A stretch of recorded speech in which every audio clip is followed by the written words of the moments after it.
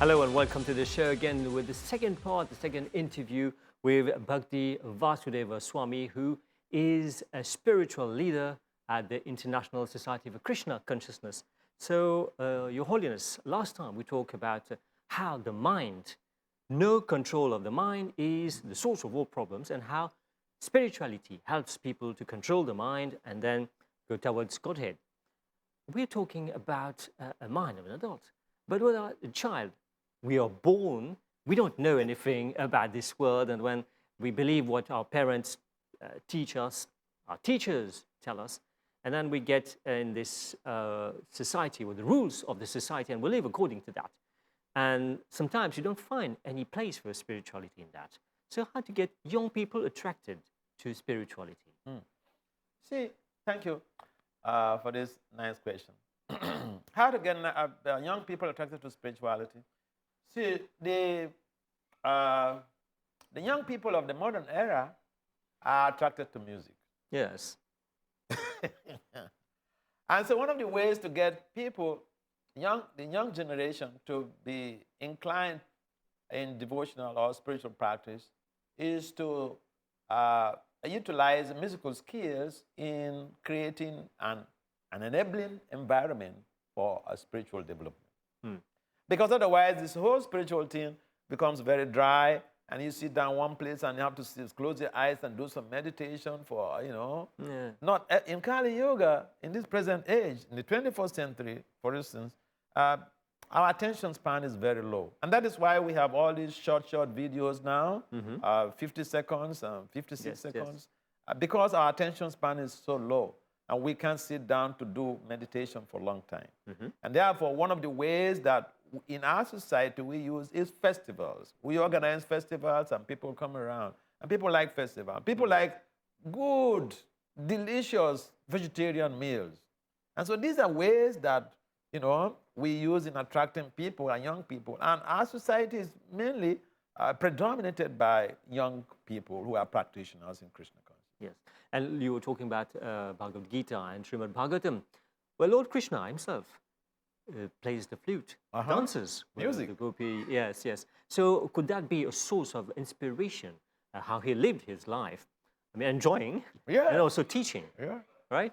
So how can it be interesting to showcase that to young people? Yeah, like I mentioned, in our movement, for instance, we have so many, even teenagers who have expertise in playing the harmonium and could sing so melodiously. And you see, you believe it or not, a lot of people may not have that type of intellectuality in sitting down to listen to philosophy, but in general, people love music. So especially if a young kid is playing on the harmonium and singing very melodiously, people are just attracted and they want to sit down to listen to that music. And the music is purifying. And so whether you like it or not, I mean, it's like putting your hand into fire, the fire burns. So the music, whether if it is played even by a little kid or by an adult, it serves the same purpose. And we've seen that, Krishna plays the flute. We have people also who plays the flute in a movement. And we have seen how this music has attracted millions of people to spirituality.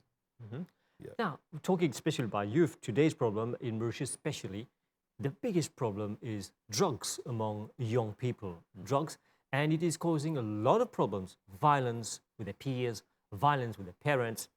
And like we said in the previous episode, does the Holy Scriptures have the answers to how to deal with that? Yes, Holy Scriptures have the answers, especially the Vedic literature of ancient India. We have the answers.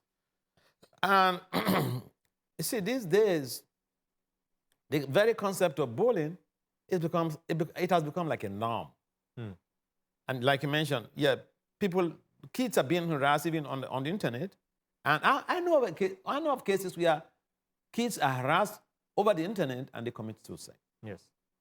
So the violence that is being perpetrated in society by even the very young people against other young people is very appalling. And yes, the the Bhagavad Gita and the Srimad Bhagavatam, again, there's a provisions for even young people to purify themselves and give up all this type of ill intentions against other peers by taking to the process of chanting the Hare Krishna Maha Mantra. We do this, and if you go to our temples, our kids also, they're chanting. And it's a very simple process. Hare Krishna, Krishna Krishna, Hare Hare, Hare Rama, Rama Rama, Hare Hare. I have been doing this for 40 years.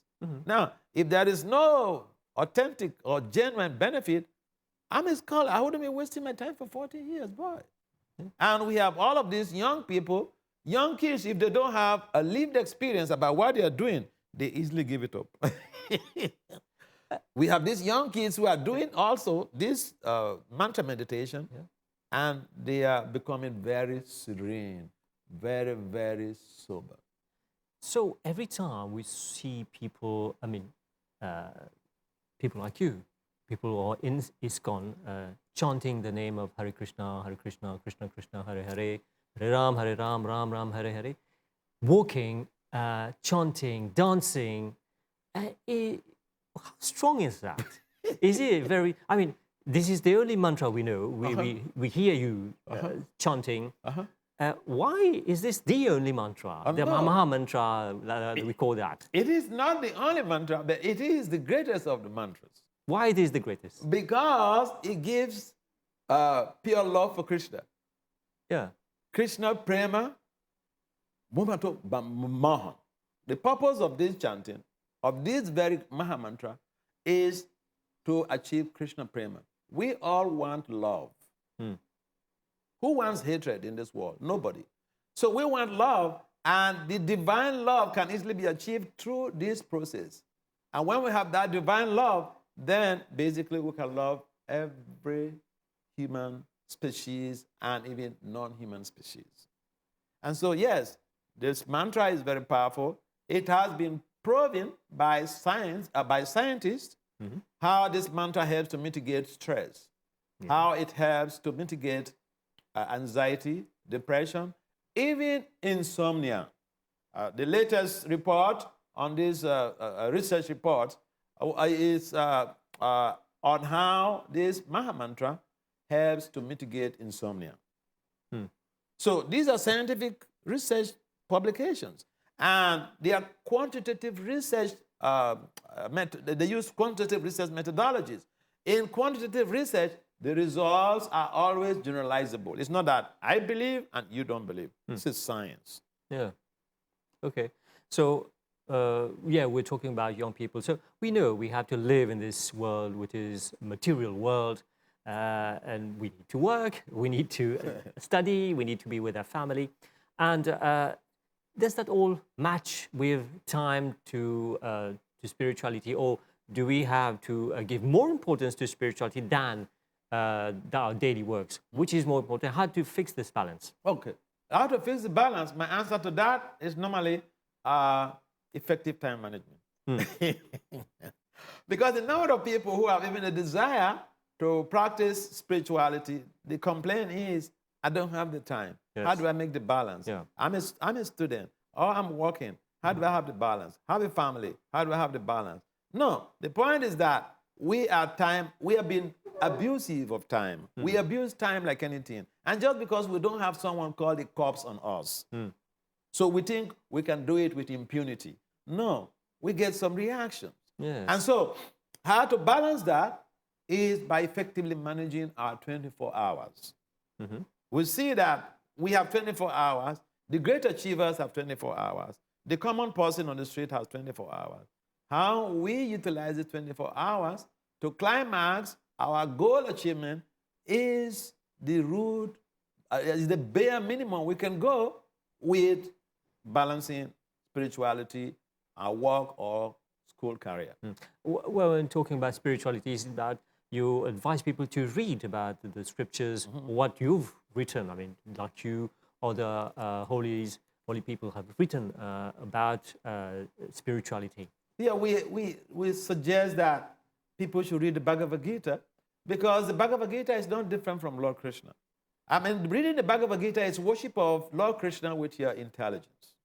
And therefore, if we read the Bhagavad Gita every day, we will have a number of challenges transformed. If we can read a verse of Bhagavad Gita every day, we will have our whole lives transformed. It's just like someone does puja every day, his life is not the same. Like the common man on the street. So the reading of the scriptures is a part of worship. We encourage people to do this. I have been doing this for the past 40 years. And I know my life has never been the same. So we encourage people to have that lived experience.